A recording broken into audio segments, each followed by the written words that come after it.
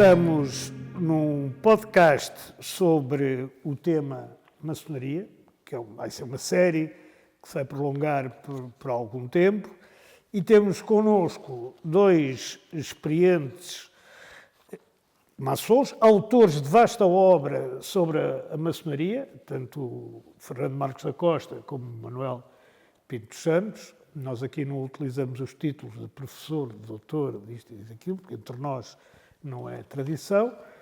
E vamos conversar com ele na próxima meia hora, sensivelmente, sobre as origens da maçonaria. Das origens da maçonaria, digamos, sobretudo em Portugal. A gente vai fazer isto começando por Portugal.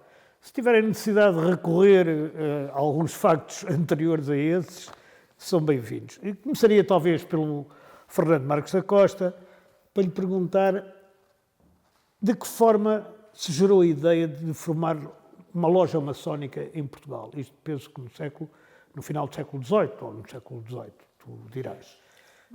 A ideia nasce de uma pré-existência de lojas maçónicas de estrangeiros, com a presença de raríssimos portugueses, e dessa convivência e desse contacto que houve ao longo de umas dezenas de anos, nasceu naturalmente a ideia de criar lojas maçónicas portuguesas, que aliás foram criadas numa fragata inglesa pela primeira vez. Uhum. Portanto, a fragata estava no Tejo? Estava no Tejo, sim. A fragata estava no Tejo, o que prova que havia um contacto grande com aquilo que eram os maçons estrangeiros, e a partir daí, à medida que foram entrando algumas pessoas, criou-se a primeira loja, que depois se desdobrou progressivamente noutras lojas. Até à fundação de uma obediência em 1802. Até à fundação de uma organização em data imprecisa, dado que há registro da Inquisição que diz em 1801, há uma ida à Inglaterra em 1802, se já existia uma estrutura muito consolidada ou não, é uma coisa que ainda hoje não se sabe porque não há documentação. Manuel Pinto dos Santos, a formação destas lojas em Portugal teve algum impacto, digamos, na sociedade? Porque fala-se muito das perseguições, da Inquisição, isso tudo, mas verdadeiramente isso teve impacto na sociedade ou teve impacto apenas numa elite? Depende do período em que estamos a falar. Estamos a falar do início mesmo. Dos inícios, portanto, a primeira que se conhece, a primeira loja, é na volta de 1727, 1728. Mas essa não é inglesa só? Essa é inglesa, embora tenha um português ou dois. Era dos hereges mercadores, só. Exatamente. Eu digo o nome agora, só porque o nome é engraçado. Mercadores hereges ou hereges mercadores, que obviamente penso um título atribuído por outros. O problema é que...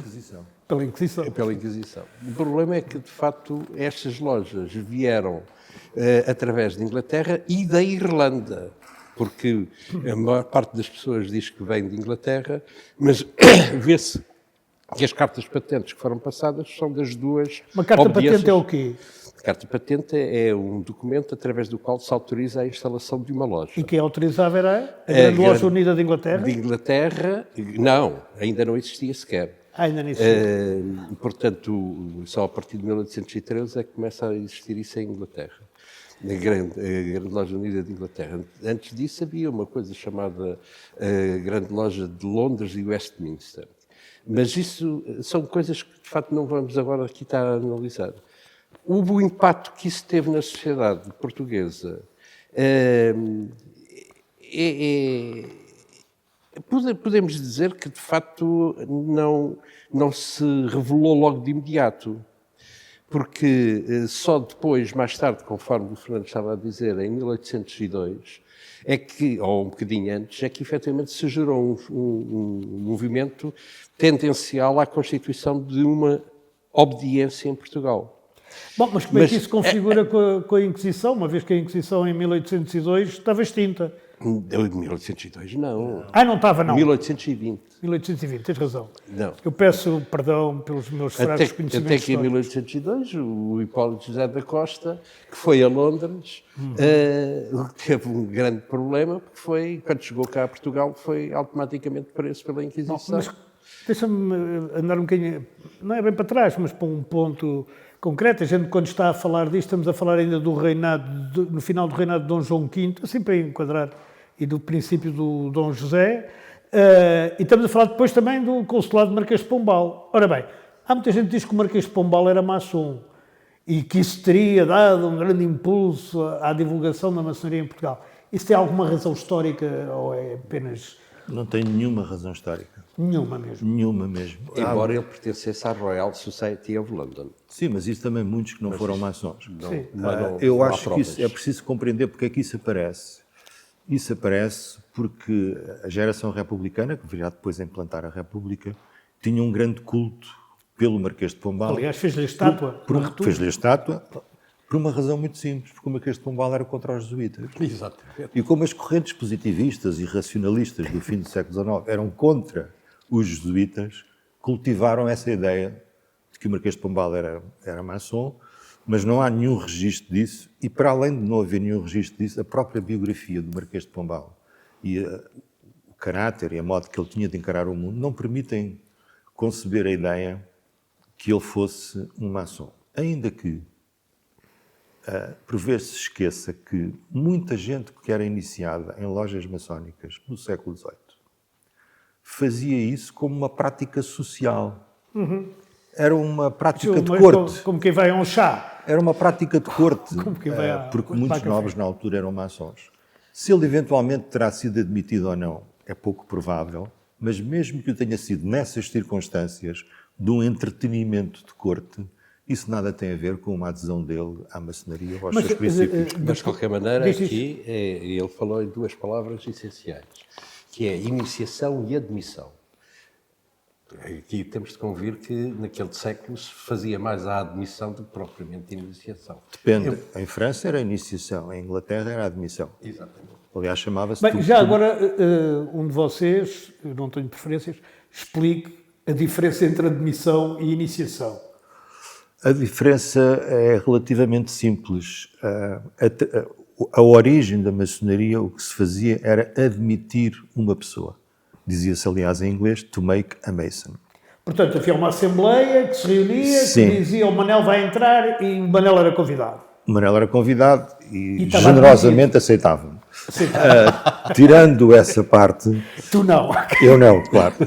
Tirando essa parte, à medida que a maçonaria transita de Inglaterra para a França, ela vai começar a receber a influência de correntes esotéricas, herméticas, rosacrucianas, cabalísticas, e isso faz com que incorpore a ideia de que há uma iniciação numa sociedade iniciática. Iniciática, sim.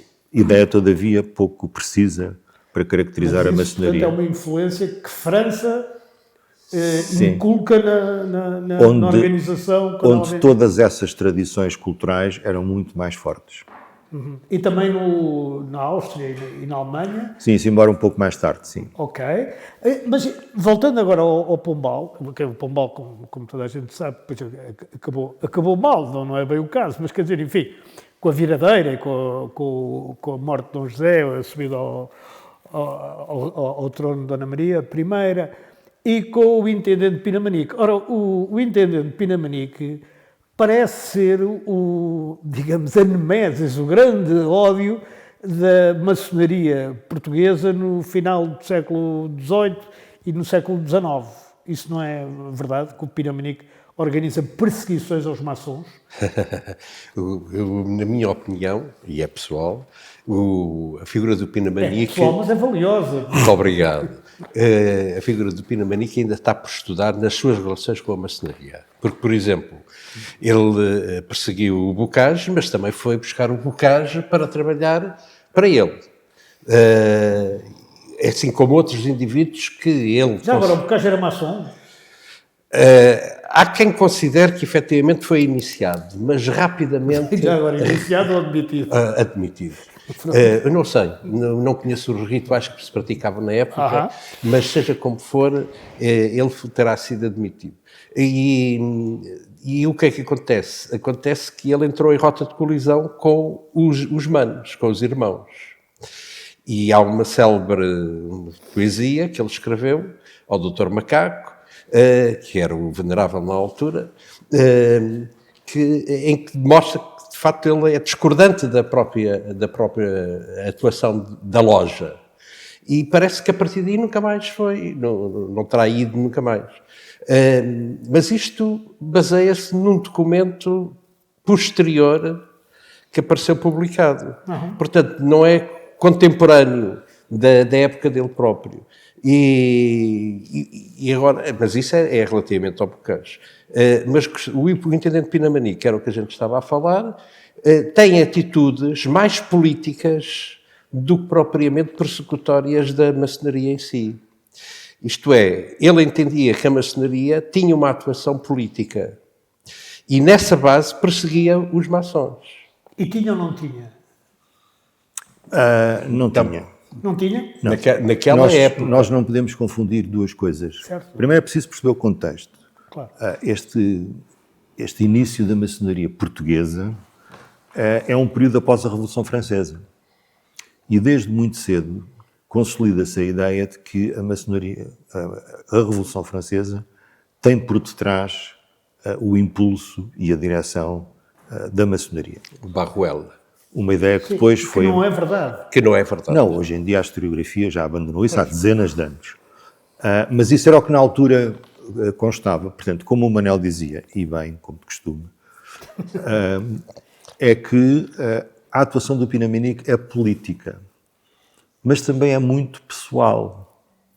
Não há nenhum documento, nenhuma referência a Dom João VI ter tomado por si, a não ser muito tardiamente, alguma posição contra a maçonaria.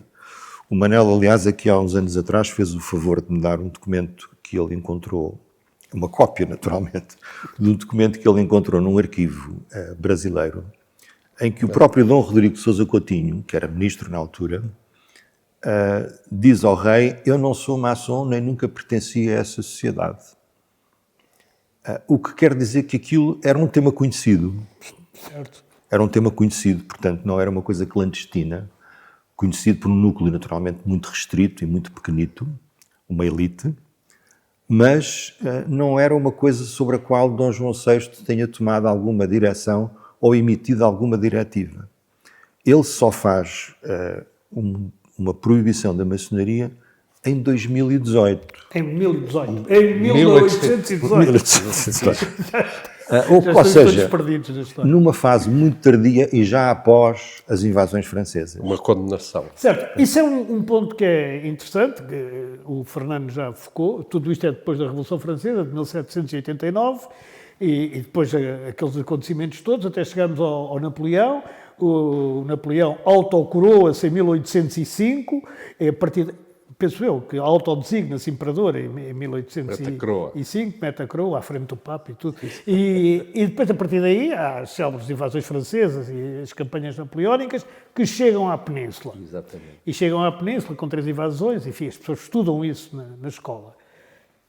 Sendo que a maçonaria era vista, na altura, como estando por trás da Revolução Francesa e de alguns dos ideais que mesmo assim o Napoleão trazia com ele, mesmo tendo já o Napoleão cortado com boa parte da tradição, daquilo que se fez logo a seguir, como é que os maçons portugueses reagiram aos franceses?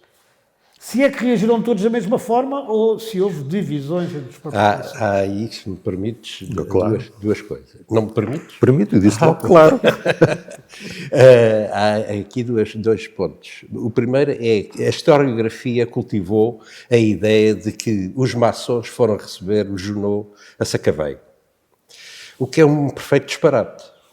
Porque há escritos em que se mostra que o grão-mestre na altura, o neto do Marquês de Pombal, nunca autorizou, nem reconheceu o Junot nessa altura. Foi posteriormente é que, efetivamente, isso que terá acontecido. O que houve foi, simplesmente, a ida de vários oficiais a Sacavém receber o Junot e a pedir a proteção de Junot para a classe militar e para a maçonaria. Mas foi uma posição individual deles, não foi a mando do grão-mestre. E o próprio Junot era maçom? O Junot era maçom. O próprio Junot era maçom. Mas eu acho que é preciso aqui fazer um matiz e explicar um bocadinho o contexto. não há nenhum mal na ideia dos maçons terem ido encontrar-se com o Junot, pela simples razão que foi toda a gente. O Dom João VI, quando se vai embora, diz: recebam bem Os franceses. os franceses.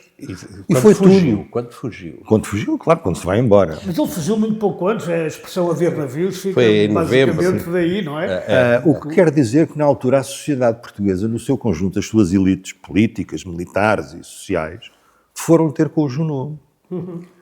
Porque era essa a orientação que o rei tinha dado. É verdade. O que é que provoca a ruptura?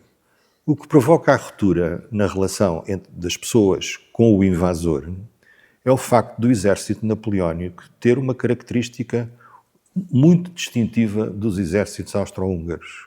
É que eles não tinham logística. Certo. A logística dos exércitos era feita roubando Era pelo o chamado abolutamento, abulutavam-se. É terra queimada.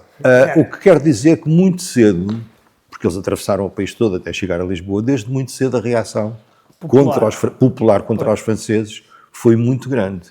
E é isso com que faz que, num período relativamente curto de tempo, como o Manel disse, começa a haver uma diferença entre aqueles que se tinham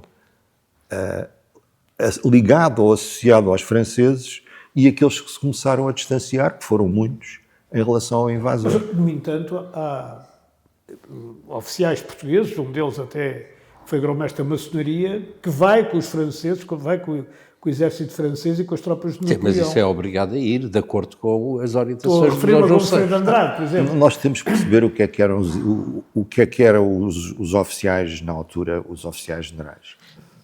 A palavra que eu vou usar não tem a interpretação que tem hoje. Eles eram principalmente mercenários. Não no sentido que hoje em dia atribuímos à palavra, mas no sentido em que eram pessoas com um estatuto militar já consolidado que se ofereciam para ir lutar em vários exércitos. Certo. O Gomes Freire, Na Rússia. na Rússia, esteve na Rússia, Na Rússia, ao lado do Napoleão. E antes mesmo. e antes mesmo até contra os franceses. Contra os franceses. também. Contra os franceses, porque eles eram militares profissionais e punham a sua competência técnica e militar ao serviço de diversos exércitos. Agora, o Gomes Freire de Andrade vai, como disse o Manel, porque o Napoleão, que precisava de tropas, reúne o que havia de melhor no exército português por duas razões. Porque precisava de mais militares e porque não queria que existisse em Portugal um exército. Claro. E, portanto, manda aquela gente toda para a França. E eles vão, alguns deles, naturalmente, por concordarem com o Napoleão, mas a maior parte deles porque eram militares. Aqui acrescentar uma coisa ao que o Fernando disse, é que é preciso entender que quando o Junot está cá, quer se candidatar ao cargo de grão-mestre. Certo. E toda a maçonaria se opôs exatamente a isso. Maçonaria portuguesa. Portanto, não há aqui volta a dar. A maçonaria nunca quis cá o Junot. Pelo menos de acordo com a documentação que se conhece. Com a documentação que se conhece. E já há documentação nos arquivos do atual Grande Oriente Lusitano sobre essa época? Não, Ou não há? não. Então, onde é que dois investigadores como vocês, da maçonaria, vão encontrar esses documentos? Na Torre do Tombo? Não, em todas as fontes bibliográficas que estão publicadas, Normais. que são muitas. Agora, não há por uma simples razão, porque houve um conjunto de perseguições feitas no tempo das invasões francesas e a seguir às invasões francesas, que destruíram grande parte da documentação. A Inquisição apropriava-se da documentação, fazia um processo, o Manel estudou bem esses processos, faziam um processo, mas eles destruíam os anexos. Certo. Portanto, nós temos o processo, mas não temos os anexos ao processo onde estavam os documentos. Vamos voltar um bocadinho atrás em relação ao Gomes... Não, em relação ao Gomes Freire, não, mas de certa forma, quer dizer, vamos lá ver, o Napoleão acaba em 1815, na Batalha de Waterloo, o fenómeno do Napoleão, depois ainda há de voltar mais tarde, por via de um descendente, mas acaba aí. Mas em Portugal a gente pode dizer que as ideias francesas trazidas pelo exército napoleónico, por Renault, Masséna, Sul, têm influência na sociedade, na elite da sociedade, e nomeadamente da maçonaria, ou isso também é um bocado de mito? Não, eu penso que efetivamente gerou-se aí uma corrente ideológica que fomentou o aparecimento da burguesia liberal, que depois, em 1820, irá fazer a Revolução. Portanto, era aí que eu queria chegar. Qual é a importância que a maçonaria e as ideias francesas aportadas pelos exércitos franceses têm depois na Revolução de 1820? A questão é que não há lojas constituídas, que eu conheça, não há lojas. As lojas militares existiam, mas eram entre eles. Praticamente poucos portugueses entravam nessas lojas, até porque elas eram circulantes, não é? De acordo com as movimentações dos exércitos. Agora, houve muitos franceses que ficaram cá depois. Política de casamentos, política de diversas ordens. E esses, sim, é que efetivamente começaram a defender um ideário liberal que levou a uma modificação da estrutura mental do português clássico. Mas, ao mesmo tempo, nós tínhamos só os ingleses a combater os franceses, sendo que os ingleses também eram maçons. Aliás, há quem diga que o dia em que morreram mais maçons ao mesmo tempo foi na Batalha de Waterloo, porque se mataram uns aos outros, que havia os prussianos, os franceses, os ingleses, havia, não sei, sim. Mas essa dupla influência ainda reflete-se na altura na prática dos rituais que a maçonaria usa. Porque, estudados os rituais daquela época, percebe-se que há uma influência francesa, mas também há uma influência inglesa. Já agora, um ritual em 2 palavras, para quem não está... Em 2 não consigo, mas em 4 talvez. Em 4, vá. O ritual é a forma como os maçons trabalham entre si. Portanto, é uma forma ritualizada de funcionamento, no quadro de um grupo que está constituído. E elas eram diferentes entre os ingleses e os franceses? Elas não eram indiferentes, elas tinham interpretações, tinham práticas diferentes ritualísticas. E isso em Portugal nota-se que criou um sincretismo que dura até muito tarde. Mas eu gostava de deixar uma nota. Mais do que a influência no ideário liberal da Revolução Francesa e da presença dos franceses em Portugal, a influência é no antimaçonismo. O grande impacto da Revolução Francesa em Portugal e das invasões é que, à medida que se criou uma reação ao invasor, foi feita uma associação entre franceses e maçons. Maçonaria. E é aí que nasce, em Portugal, com toda a força, uma corrente ideológica que subsiste até hoje, de antimaçonismo. Também há que dizer que, de facto, isso foi trazido pelo Abade Barruel, que em França escreveu que a Revolução Francesa tinha sido feita por maçons. Não é? Aliás, cá também diz que a Revolução de 1820 é feita por maçons. Mas espera, deixa-me só acabar aqui. E então o que é que acontece? Sucede que parte desse livro foi traduzido pelo José Agostinho de Macedo, que também era padre. E curiosamente, no período de 1820-1823, no triênio liberal, há mais livros antimaçónicos do que propriamente maçónicos. Muito mais. O que de facto é espetacular, porque parece que não há uma ideologia maçónica estruturada. E não há. E não há. De onde o falhanço do próprio liberalismo. Mas, vamos lá ver, diz-se e dizia-se que a Revolução Francesa era influenciada pelos maçons. Depois também se disse o mesmo da Revolução Liberal Portuguesa, nomeadamente. Mas, quer dizer, há maçons envolvidos no Sinédrio, naquelas coisas todas. Agora, pode-se dizer que a maçonaria em si teve influência na Revolução? Não, quer eu próprio, quer o Manel. O Manel tem, aliás, um texto muito mais desenvolvido sobre esse aspecto. Nós temos que perceber quando é que nós atribuímos a uma pessoa a qualidade de ser maçom. E estudando as biografias das pessoas e essas coisas que se dizem, temos que perceber que a maior parte das pessoas que pertenceram ao Sinédrio e que foram maçons foram depois da Revolução de 1820 e não antes. Se a memória me não trai, na altura existiam apenas 2 maçons relevantes no seio do Sinédrio, não praticantes. Era o Manuel Fernandes Tomás. Não, o Fernandes Tomás tinha-se distanciado da maçonaria. Publicou, aliás, um livro sobre isso. Publicou, aliás, um livro sobre isso. Portanto, à data de 1820, existiam no país 2 lojas maçónicas. O Sinédrio não era composto por maçons na sua maioria. Certo. Portanto, atribuir a origem da Revolução de 1820 à maçonaria neste contexto, não sei se é um disparate, mas é pouco verossímil. É pouco verossímil. Quer dizer, muita gente do Sinédrio era com aquela história, já que me chamam, então eu sou, não é? Como diziam os brasileiros. Eles foram depois. Foram depois. Foram depois, logo, pouco tempo depois da Revolução. Mas, aliás. curiosamente... Há a história de um indivíduo, que eu agora não me lembro se é o Borges qualquer coisa, que diz, como eu fiz a Revolução de 1820, eu quero ser recebido no capítulo.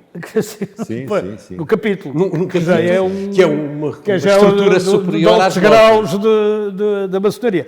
Ora bem, mas a verdade é que depois com o Dom Miguel e o regresso a chegada de Dom Miguel e com o apoio da mãe, da Carlota Joaquina e disso tudo, durante esse período de regresso do absolutismo, os maçons têm talvez uma das épocas em que mais são perseguidos em Portugal. Também não é verdade. Também não é verdade. Eu vou explicar. Estamos aqui para desmistificar, não é? Também não é verdade. É verdade que há uma ideologia antimaçónica que cria instrumentos repressivos. Há uma lei que é feita em 1823, Certo. sobretudo pelo Dom Miguel, naturalmente, e que há um discurso antimaçónico. Mas há inventários dos processos políticos que foram feitos Pires de Lima.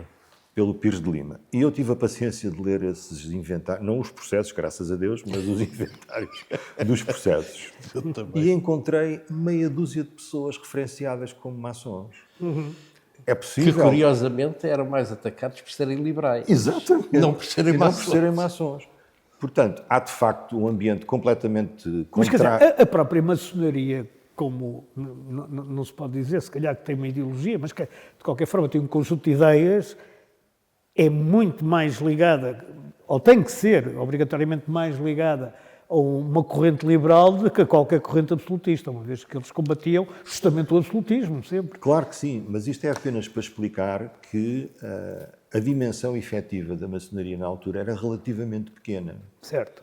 Mesmo a seguir ao liberalismo, em que houve uma adesão maior, naturalmente. O próprio Dom Pedro IV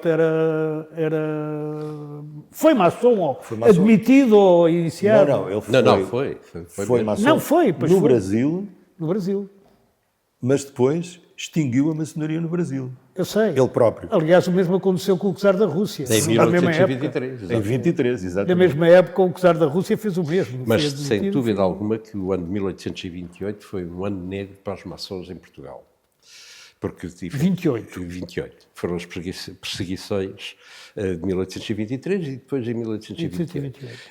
Aquilo era uma caça às bruxas, não é? As bruxas é que eram poucas. As bruxas é que eram muito poucas. E já agora, quer dizer, depois de 34 portanto, do restabelecimento do regime liberal, mais cartista, mais... Após a guerra fraternal entre os irmãos. Sim, mas foi fraternal, mas de qualquer Liberais. forma um deles teve que se exilar e abdicar ele e todos os descendentes, que veio até, aliás, ao atual pretendente. Exatamente. Tinham que abdicar de qualquer proteção ao trono. Mas a partir daí a maçonaria começa a desenvolver-se e a ter mais gente, ou mesmo assim ainda continua a ser uma... Começa a ter mais gente por uma razão muito simples. É que na altura não existiam partidos políticos. Exatamente. A criação dos partidos políticos acontece na segunda metade do século XIX. Portanto, a única estrutura organizada com uma capacidade de funcionamento em células, em unidades autónomas, mas articuladas entre si, era a maçonaria. Certo. E quando os liberais regressam a Portugal e depois vencem a Guerra Civil e se constituem, começam a constituir-se como fações. Eles já vêm divididos do tempo do exílio, já vêm divididos e continuam divididos em Portugal. E a forma como tinham de se organizar, não existindo estruturas políticas, era criando e usando-se de estruturas de modelo maçónico para terem a sua ação política. E tens depois a maçonaria do Passos Manuel, a maçonaria do Saldanha, várias maçonarias. São as fações que eu aliás, estava a até referir. Mas que em boa verdade eram Até José organizações... Estevão, que é... Em que Mais em boa tarde. verdade Mais eram tarde. organizações políticas. Sim. Não eram propriamente organizações maçónicas com um grande sentido ritualístico, nem simbolístico. Aquilo era uma estrutura organizativa. Mas, de da qualquer ação forma, política. entre os maçons havia umas campanhas ou, digamos, pressões por causas como, por exemplo, a abolição da escravatura ou a abolição da pena de morte, ou isso tudo, ou isso também passava... Não, isso era objeto de estudo por parte dos maçons. Mas isso, muito mais tarde, já estamos a falar em 1860. Não, na escravatura antes. Mas é interessante o que estavas a referir, porque um dos pontos que eu considero em que há a interação entre a maçonaria e a política é o movimento restaurador de 1842 do Costa Cabral, em que, de facto, ele se serve... Que, aliás, foi grão-mestre da maçonaria. Que foi grão-mestre da maçonaria e que criou os graus superiores do rito Eu não lhe escocês chamaria antigo. grão-mestre da maçonaria. Ele era líder de uma facção política Exatamente. e criou uma organização, aproveitou-se de uma Mas organização existente. era grão-mestre E grão-mestre. e era grão-mestre do Grande Oriente Lusitano à altura. Sim, Pronto. sim. Agora, Bernardo não da há Costa dúvida Cabral. que há documentos, cartas, etc., em que ele escreveu para todas as lojas a dizer: meus irmãos, amanhã vamos restaurar a carta. E em todo o país as lojas levantaram-se e, efetivamente... Aliás, o Fernando Catroga tem um estudo muito interessante sobre esse período do Costa Cabral e a sua ligação à maçonaria. Agora, há aqui um aspecto muito interessante, é que à medida que as fações políticas se vão constituindo em organizações políticas, a maçonaria vai começando a separar-se, a dispersar-se. A grande divisão da maçonaria em Portugal, ao contrário do que seria de esperar, é após a regeneração de 1850. Quando houve um movimento político de concentração em partidos estruturados, em dois grandes partidos estruturados, a maçonaria fragmenta-se. Mas fragmenta-se significativamente, em variadíssimas correntes. E só se vem a reunir muitos anos mais tarde, em 1869. Exatamente. Porquê? Porque, precisamente, ela não acompanhou, porque as pessoas se foram separando dela, os políticos e as grandes fações políticas se foram separando da maçonaria para constituir os partidos políticos que fizeram depois o rotativismo parlamentar, e ela perseguiu, até com algum vigor, mas muitíssimo fragmentada, em várias correntes entre si. Muito bem. Nós vamos ficar por aqui, porque não podemos também encher demasiado a cabeça de quem nos ouve. Nem a Tantos nossa. conceitos, nem a nossa. Nem nos cansar. E vamos ficar por aqui, e para quem está interessado, noutro podcast continuaremos esta história da maçonaria em Portugal, em que isto praticamente foi uma aula dada por dois professores, a partir do momento justamente em que se fazem os esforços para a reunificação da maçonaria numa só organização, e depois também com, naturalmente, o que se vai passar até à República e o que se vai passar depois da República, e se calhar até ao 25 de Abril, e depois do 25 de Abril, e até hoje, em que o Grande Oriente Lusitano continua a ser a organização com mais ampla e maior tradição maçónica do país, ou ousaria dizer, a mais importante organização maçónica de Portugal. E acho que isso é reconhecido por toda a gente. Portanto, até ao próximo episódio.